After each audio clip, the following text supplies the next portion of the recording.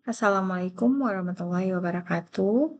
Pada video singkat ini, saya akan mereview konsep armada penjualan, kelemahan dan kelebihan, serta strategi pengelolaan yang relevan di era pemasaran modern. Yang pertama itu ada konsep armada penjualan, di mana armada penjualan atau sales flat merupakan sekelompok tenaga penjualan yang menjadi ujung tombak perusahaan dalam menjangkau pelanggan, menawarkan produk, dan membangun hubungan jangka panjang. Dalam teori pemasaran, tenaga penjualan berfungsi sebagai ada 3 fungsi. Yang pertama itu penyedia solusi, di mana yang akan membantu pelanggan memahami kebutuhan mereka. Yang kedua, pembina hubungan, karena interaksi langsung mampu menciptakan kepercayaan. Yang ketiga yaitu sumber informasi pasar, karena mereka berhadapan langsung dengan para konsumen. Kemudian yang kedua ada kelemahan dari armada penjualan itu sendiri. Meskipun penting, armada penjualan memiliki beberapa kelemahan. Pertama, biaya operasional yang tinggi, terutama untuk pelatihan, transportasi, dan insentif. Yang kedua, kinerja yang tidak konsisten, karena kompetensi setiap tenaga penjualan berbeda-beda.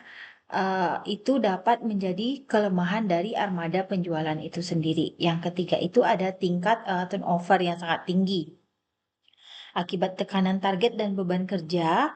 Kemudian yang keempat ada proses manual, membuat aktivitas penjualan sering tidak efisien apabila tidak ditopang dengan teknologi digital. Kemudian kita lihat lagi di luar kelemahan itu ada beberapa kelebihan juga dari armada penjualan ini. Yang pertama di sisi lainnya itu armada penjualan memiliki keunggulan yang signifikan. Interaksi langsung memungkinkan personalisasi layanan sehingga pelanggan merasa diperhatikan. Tenaga penjualan juga mampu membangun kepercayaan yang tidak dapat digantikan oleh media digital. Selain itu, armada penjualan berperan sebagai pengumpul insight pasar. Jadi pengumpul insight pasar yang penting bagi perusahaan dalam mengambil keputusan. Kemudian yang keempat itu ada strategi mengelola armada penjualan.